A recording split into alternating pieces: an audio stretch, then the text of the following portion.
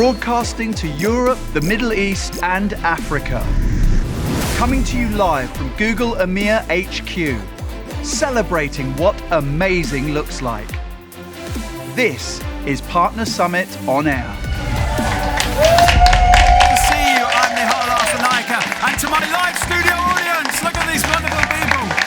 Aren't they beautiful? And to everyone watching online around the world, welcome to Partner Summit on Air. Now, for the next 30 minutes, we're broadcasting live from Google's Partner Summit right here at Google HQ in Dublin. We've taken over the main event space to bring you an incredible lineup of exclusive conversations with marketing's most impressive minds. Coming up, some of Google's top product leads are here to tell us what's next for video search and measurement in our master product panel, including these two wonderful human beings. Donald, lovely to see you. Ines, lovely to see you. We'll catch up later, I promise you that. Also with us, some of the winners of the 2024 Agency Excellence Awards.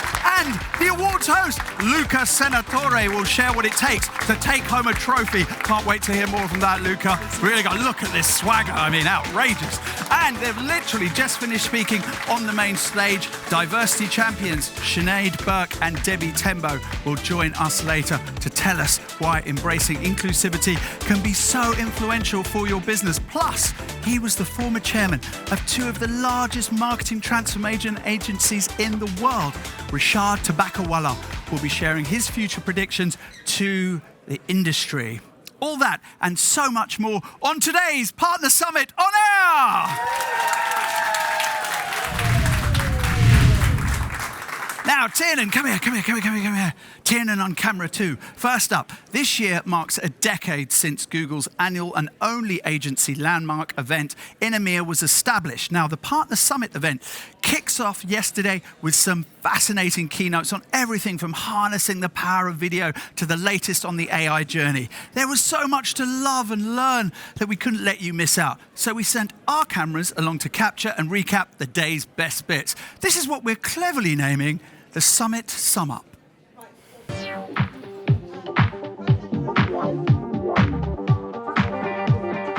Hello, everybody. Welcome. We are super excited to be here today. So the real opportunity for you and your more ambitious clients is to figure out how to tap into the entire universe of opportunity, the 95% of potential customers who aren't ready to buy yet. YouTube is the #1 platform to reach and engage audiences. It's where consumers connect with their favorite creators and explore a universe of content, making it your most powerful ally for driving business impact. Across all those visual surfaces, you'll be able to unlock new demand by reaching over 3 billion users as they stream, scroll, and connect. Every single search tells a story, and it's a reflection of us, what we care about, and on a scale that's incredibly hard to imagine. There are more than 2 billion people searching billions of times every day. We're seeing nearly 20 billion visual searches every month. This is creating entirely new opportunities to get your ads in front of users at exactly the right moment. And I'm going to repeat this stat because it's powerful. 1 in 4 of all Lens queries have commercial intent. We have seen that AI tech alone can improve performance by 20%. But with human input, this increases by another 15%. So we really want to think about Google's AI with your deep expertise on your clients' goals and business as the business multiplier. Thank you ever so much for all of your engagement, for all of your concentration, for all of your focus. Hope you found it suitably provocative. Off you go!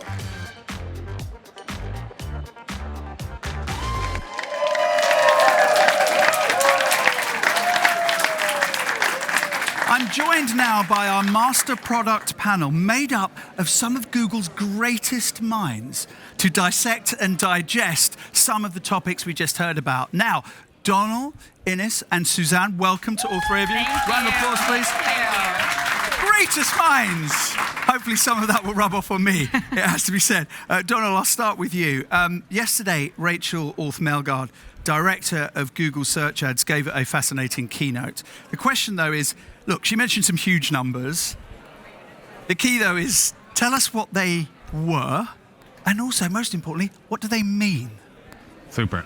My favorite one that Rachel said was 20 billion lens searches every single month. This is a huge number, but even small in sort of Google search terms. But even more amazing than that, 1 in 4 of these is pure commercial intent. I can say that myself. I'm buying a sofa. A sofa shop has not been passed without a Google Lens picture being taken for me to look into. So way people are searching, changing, very exciting. What should agencies and marketers do next, Donald, to get ready? Take 2 big steps. First one, measurement setup. Make sure you're counting all the conversions possible, making sure you've got a great first-party data strategy. And then secondly, on account structure, make sure you've got it ready for modern account structure. How to get all these new queries, 15% are new every month. Make sure you've got a structure that's lean enough that you can adopt broad match and really embrace AI. Brilliant. Thank you very much indeed, Donald. Ines, Hi. hello. How are you? Hello, good. Right, okay, lots of numbers to digest. And it's great that Ines Violente is here with us, Google's EMEA demand gen lead. Yeah, Woo! fancy. Absolutely loving that. Okay, now, Ryan talked to us about the 95%. Yeah. And how achievable is it to capture the 95% of customers that aren't ready to buy today? I mean, that's a huge opportunity, isn't it? What does that mean? Definitely. Look, if you think about it, it's like only 5% are ready to buy today. So it means you need to, and you and your ambitious customers, like how you tap into the entire universe, right? So really important to be there when people are searching for you and convert that demand. But equally important to engage with them in an early stage, like these lean back moments when you're looking for content, happy to discover new brands. And YouTube is ideally positioned for that, to conquer these 95%, create the connections and drive business results. So that's why we launched Demand Gen, to create and convert demand before people search for you. So immersive inventories across Google and YouTube, tailor audiences with AI control. Going back to Ryan's presentation yesterday, can you just share some of the exciting updates that he shared for people in the room? Yeah, true. So first of all, we launched Demand Gen across Google and YouTube, most immersive inventories, Gmail, Discover, and soon GVP. And also we know you partners, you ask us for how you can have Demand Gen across other buying platforms. So we launched it on DV360 on YouTube and starting this week on Discover and Gmail.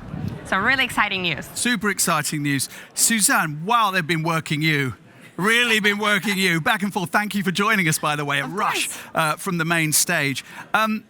Now, we've heard impressions on search and video. Can you give me the top 3 things that are going to stay with you as big takeaways from the past 2 days? So I'm not going to talk about search and video because Donald and Ines just did a brilliant job of talking about that. What I will tell you are my top 3 takeaways from the total summit. Is that good?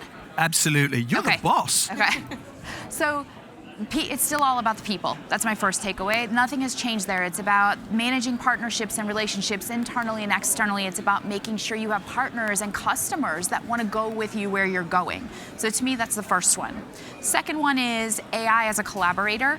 This is an interesting one to think about in 3 kind of segments, which is 1, where are we right now? What do we need to solve for in the moment? What's broken? The second one is where do we need to go in the future? And I mean max 2 years. Where is AI going to take us in an innovation space? And the third one is how do you identify, reward the people who are helping you solve both those problems? The third one is something Rashad said, and I know you're a big fan of Rashad, so you're like me, you'll follow all his advice. Rashad said now's the time to really double down on our education, no matter where you're at in your career, whether you're like me, nearly 30 years into it, or it's your first year in your career. He recommended an hour a day to educate ourselves. So what did you hear today that you didn't know about? You two just mentioned some stuff that people probably don't know about. There's bigger topics too, like from we just heard on the DEI stage. So I really want to embrace that part of it, and I hope everybody does, which is an hour a day. It's a big investment, but an investment that will absolutely pay out. Sounds like an essential investment in time. Essential. Thank you so much for that. Now, a big thanks to all of you taking part in today's Master Product Panel. And you know what? They're superb. Now, if you've been watching our Summits on Air content, you'll have seen more insider info from other product leads here at Google in our Need to Know films. They're all packed full of ways to help you succeed. But I thought it would be fun to test you and our studio audience to see just how closely you've been paying attention. So, inspired by our Need to Knows, it's time to play Who Knows?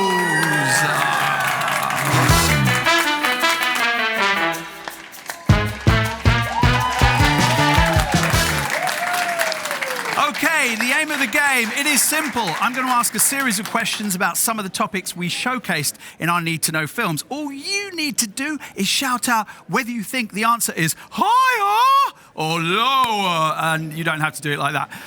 Reminding you of, I guess, a TV show from years gone by.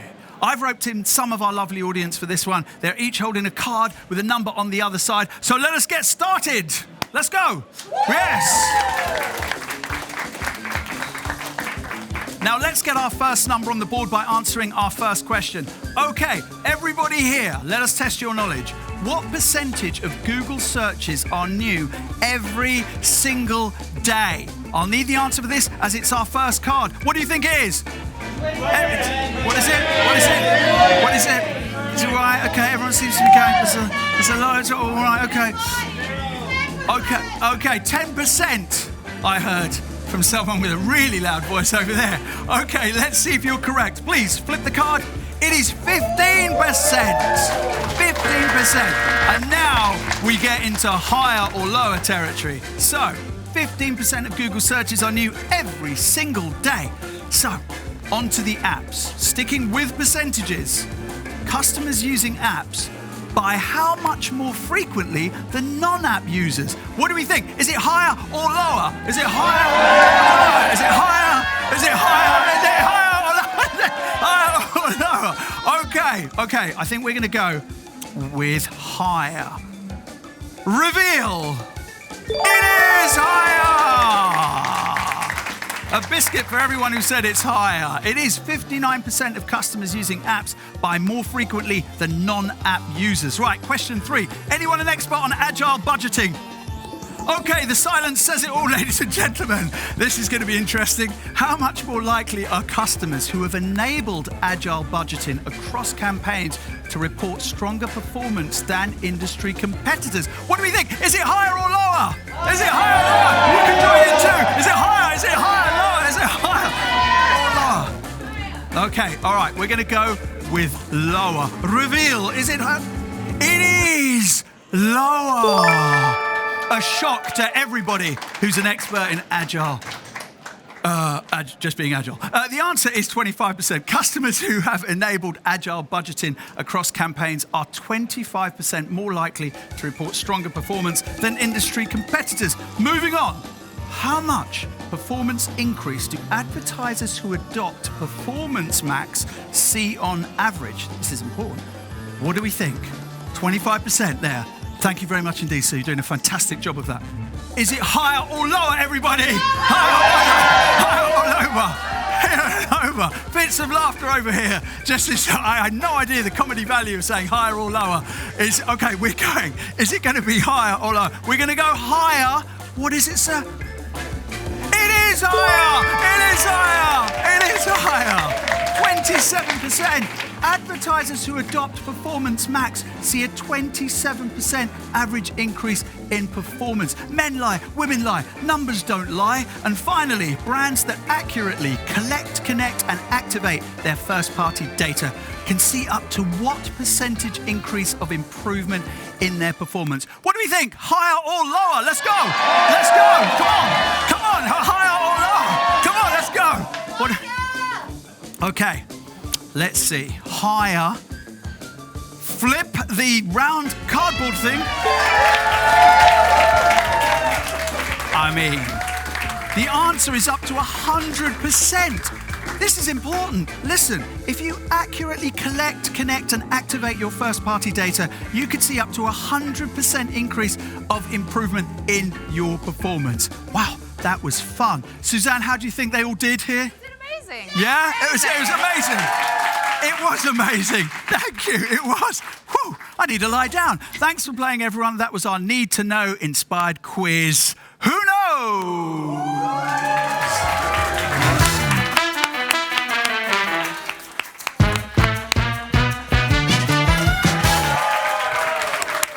Okay, time to catch up on an exciting event that took place yesterday, the 2024 Agency Excellence Awards. Now, since the awards started in 2016, formerly known as the Premier Partner Awards, they've grown to become a global industry moment and a leading celebration of Google EMEA's agency partners. Now, recognizing the best of the best, the awards are a testament to the exciting, impactful, and inspiring work happening across the entire EMEA advertising ecosystem. Do you fancy a flavour of what went down? Well, of course you do. So let's take a look at it. Welcome, everybody. Hello. We are pumped. That is what 300 agency superstars look like. Let's get down to business. And the winner?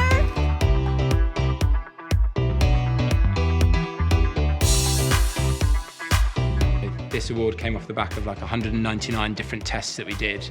Really, really proud of all the work that went into it and the team. I have to thank the team, you know. We've got an incredible team in Essence, MediaCom North. Well, we're really proud to be a great place to work. It's truly been a pleasure to celebrate with you all. Agency! Woo! All right, let's get the balloons down. Woo! We'll see you all next year.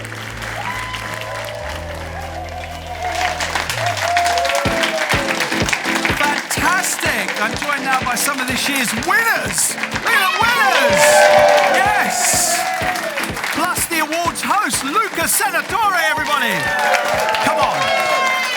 Now, if you haven't caught up yet on who won what, let me give you a quick rundown of who took home a trophy. Now, the award for media unification went to BooSmart from Turkey. I know a couple of the BooSmart guys are in there, so congratulations. Search transformation went to Crafted from the UK.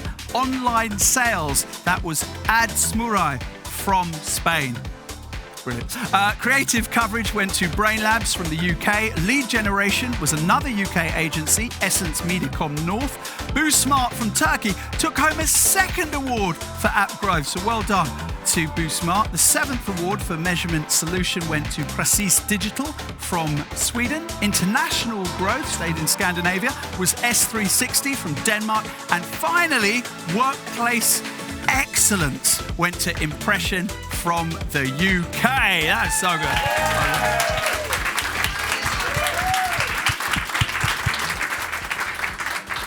Luca, it looked like such a great event yesterday. Just tell us why these awards are important to you. Look, it was an incredible event, and congratulations once again. Yeah.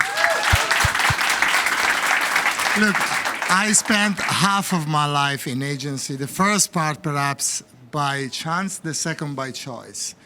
And when we think of agencies, we normally think of institutions, organizations driving sales. But actually, and I really mean this, if you look deeper, you'll find that by growing your business and the business of your clients, you are creating jobs, you are creating impact on economies, on entire economies, especially with export. You are taking the brands from your countries everywhere.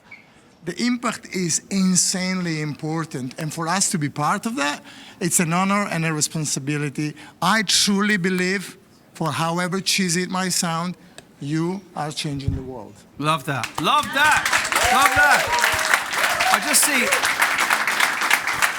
some of these incredible people have brought their awards. I'm a Tottenham Hotspur fan, so I've never really held a trophy. Can I just hold that for a minute? Oh, that's absolutely fantastic. Thank you. Brilliant. Okay. What was your favourite moment from the awards? What was your favourite moment, Luca?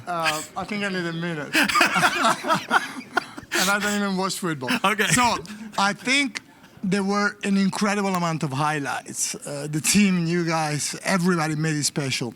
There was one moment, though, that really touched me, even after so many years. When the winners came on stage and I had my hand on their shoulder, every single winner was shaken. And the speeches that you delivered really brought home how much this meant to you. And I remember when we did it, but then you forget. And this is years in the making. Some of you might have started in your bedroom, and you probably never envisaged this becoming this big. And you having the impact that you're having on so many customers. And so the emotion that was coming out was electric. Amazing. Thank you so much. Amazing, amazing. Just tell us about the selfie that was taken on stage as well. Selfie? I wasn't there. No, the selfie was an incredible moment. Somebody yesterday, I think Ruben said to me, you know, when you take a selfie, it has a connection that is different than a picture that somebody else takes. And I think he's right. The emotion coming out from right there, I'll take that with me for many, many years. So thanks. Yes, brilliant, brilliant, brilliant. Luca Senatore, everybody! And one more. Huge congratulations to our winners. Please, one more round of applause for these winners.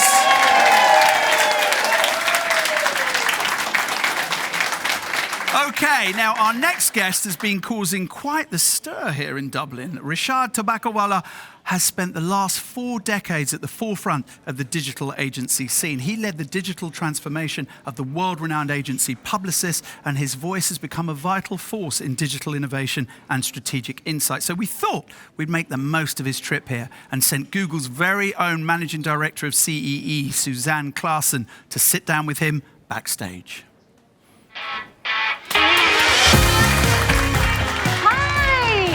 I'm so glad I found you. Welcome, welcome. I'm so happy you're here. It's been much too long. Yes. I know. You ready? I'm ready, and this is a typical Suzanne accosting me for more. Absolutely. Rishad, the way I know you is the architect of Publicis Digital. Can you talk a little bit about the path of your career in the digital space in particular? So I started my career at Leo Burnett and in the advertising agency. Mm-hmm. And I asked Leo Burnett if they could create the interactive marketing group. They said, yes, you can create it, but it'll be just you. So I left managing 75 people. When I started this particular career 26 years ago, Publicis had one digital person, which was me. Today, 57%, which is 60,000 of our employees are digital. I was thinking back to when I joined your team, which was 25 years ago, nearly to the day. It was during the digital evolution. We worked so hard, but it was so fun, and I always felt so excited about what we were doing. I will say that level of energy is re-entering this space in a big way. It is. To me, everyone can put a mark to their future, but if you're earlier in the industry, which is 5 years in the industry, 10 years in the industry, this is probably the most exciting time because you're able to put your mark to something completely new. If you're young and the world changes around you, it's amazing. If you're older and the world changes around you, it's also amazing because it allows you to reinvent your career. Tell me more about relevance. Everybody's got 1, 2, or 3 of the same questions. How do I make sure that my business model is relevant to the future? Sure. How do I make sure that my organizational design, my partners and suppliers are relevant for the future? Mm-hmm. And the third one is, am I still relevant for the future? Even for myself, I don't have 25 more years left in my career. Maybe I do, but I don't think I do. Imagine how exciting that's going to be and how customized it's going to be. Science keeps moving forward and technology moves forward. And what human beings have to adapt to is the future doesn't adapt to us, we have to adapt to the future. Mm-hmm. And that's the biggest learning I have for young people or any people. Rishad, thank you so much. Any last piece of advice? All of us are familiar with 2001: A Space Odyssey. Mm-hmm. The gentleman who wrote it is called Arthur C. Clarke, and he is buried in Sri Lanka. And on his tombstone are the following words: he was always growing, he never grew up. I love that. Thank you for that. We'll all take your advice. Thank you. Fascinating insight, valuable also from Rishad. Now, you can watch an extended version of that conversation on the Summits on Air website right after this live stream ends. Right, I've now made my way into this lovely air-conditioned Google studio here in Dublin to take a few minutes away from the busy Summit crowd. It really is buzzing out there. And the reason I've done that, it's very important, is to sit down with 2 women I'm calling diversity disruptors. We love a bit of disruption. Sinead Burke is the founder and CEO of Tilting the Lens, a global accessibility agency. And Debbie Tembo is also on a mission to place inclusivity at the heart of brands and the creative work they put out into the world in her role at Creative Equals. Welcome to you both. Lovely to see you. Thank you. It's fresh off stage. Just off. Yeah. Fresh off stage, so thank you very much. The adrenaline still pumping through. I love it. Sinead, I mean, your work is 100% rooted in creating access for all, right? That's a given. Can you share with us what this means practically to our at-home audience? Because that's always the important question. How do we do this practically? I think where we have seen great advancements from a disability and accessibility perspective within the agency and advertising and marketing realms is we are seeing more and more representation of disabled people on screen in campaigns. Even if we look to the most recent Cannes Lion and seeing whether it is Wreck-It, whether it is ICANN and Madeline winning amazing awards and prizes. But we do need to make sure that that is the baseline and not the ceiling. So if we move further out, we're thinking about on-set accessibility at production. We're thinking about recruitment of production teams and making sure that there's intersectional representation. But then we have to move back even further as we think about actually what do these organizations look like from a leadership to an intern perspective, and how are we building in accessibility from a reasonable accommodations, from a product and storytelling design perspective, but also how are we making these campaigns and these advertisements accessible in and of themselves with captions, audio description, color contrast, and really making it a start to end process in how businesses function. Yes, great advice. And a lot of questions that they need to answer, right? Absolutely. Debbie, I mean, you do a lot of work to create inclusive workplaces.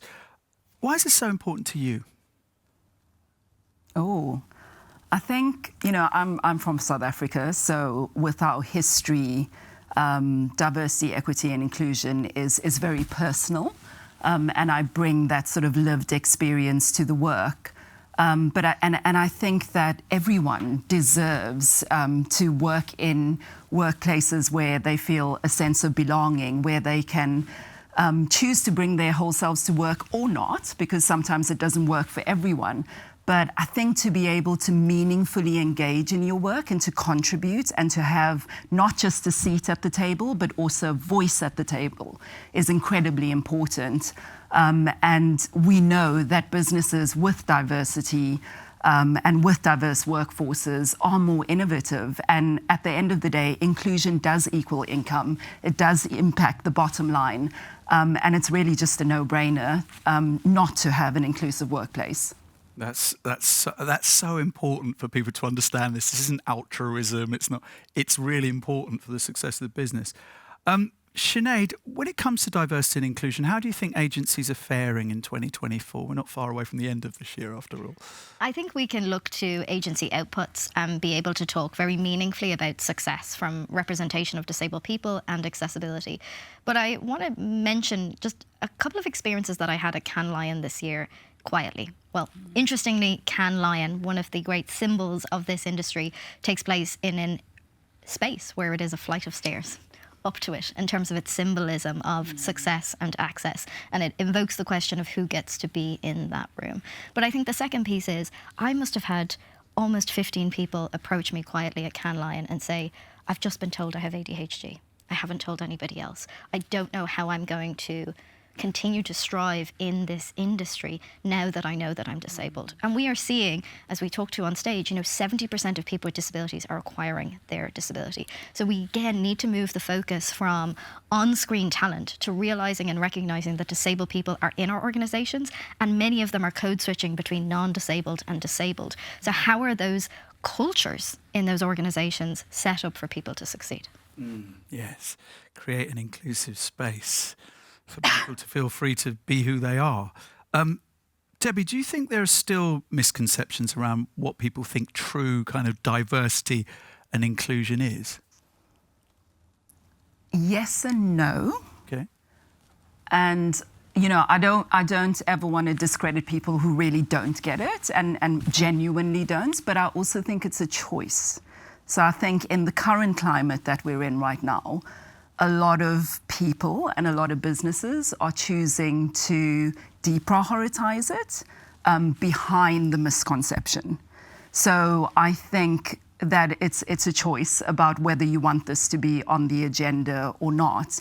And if we look at what the world is going to look like in 2030, for example, where there are going to be more racially and ethnically diverse people, the world is becoming more queer, more interfaith and mixed, more disabled people within it. It's not a choice. That is the reality that you are going to face, and your organizations need to be set up for that world. And so I don't think, I think it's a choice. I think people are choosing to hide behind this misconception and not prioritize it. Same question for both of you. I'll ask you the question first, Sinead. It's a bit unfair, giving Debbie time to prepare our answer, but there you go. Your one key takeaway for our at-home audience that you want to share? To kind of leap from what Debbie was saying, you know, about this being a choice.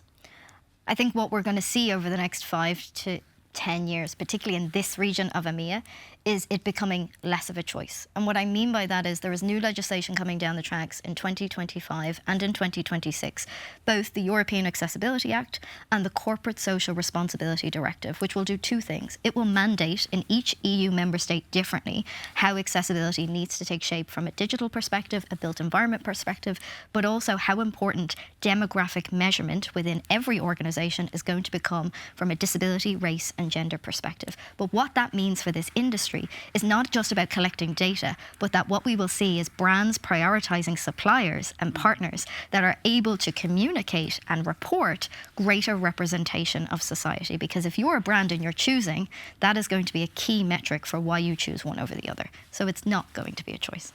That's fantastic, because that also, of course, says that it's an ecosystem and you have to be part of that Yeah. ecosystem. You can't be on your own pretending it's an ecosystem. And again, you know, Debbie, your key takeaway that you'd like to share. Absolutely everything Sinead said, but for me, everything starts and stops with senior leadership. If they are not bought into it, you know, the people in the organisation really suffer as a result. So there's a real responsibility and an accountability that needs to happen right at the top of the organisation. And it always makes me think of that scene in Hamilton and that song, I Want to Be in the Room Where It Happens, where sponsorship and using your power as a senior leader is incredibly important. And sponsorship can really be the unlock to seeing more acceleration of diverse talent in organizations, and more leaders need to say our names in the rooms that we are not. Wow. Well, I would shout the name of Sinead Burke and Debbie Chemo as loud as I possibly can. You're both such inspiring leaders in your own right, and thank you for everything that you're doing to help change the world and make the world a better place. Really brilliant. It's absolutely inspiring. So thank you to both of you.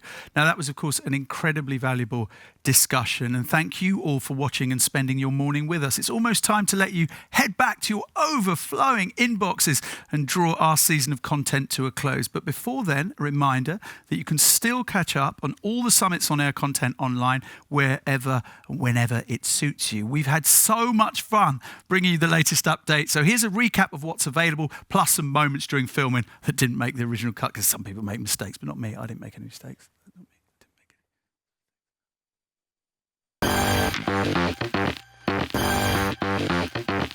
As you get older, you realise that businesses innovate and move forward and are successful because of the people. There's a lot of curiosity about AI right now. We've been living and breathing it for 10 years. Consider your app as a critical part to your marketing strategy.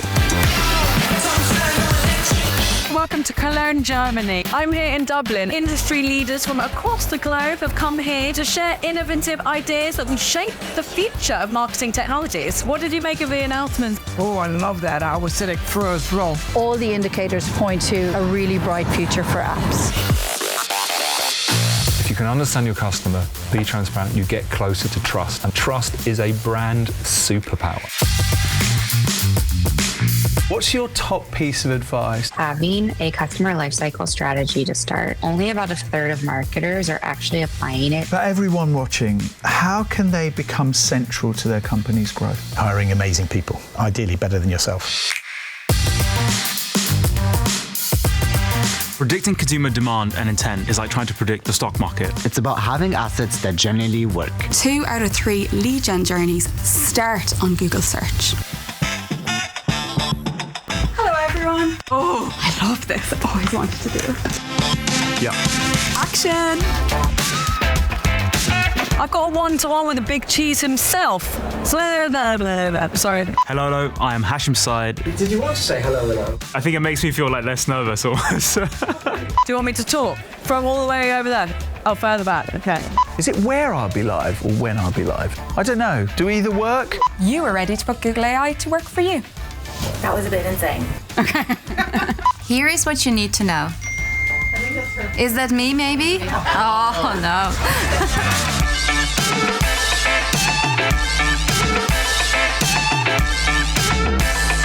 That's insider info. Trust me, you aren't going to find anywhere else. I tell you what, I can feel the excitement.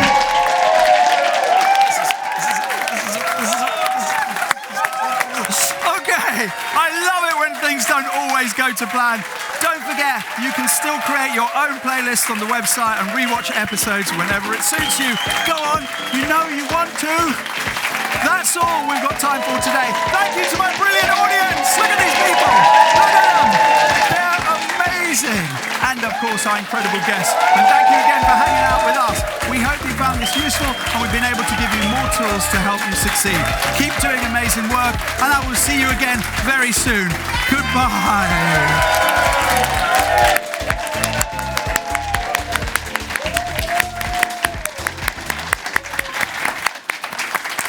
And it's a wrap.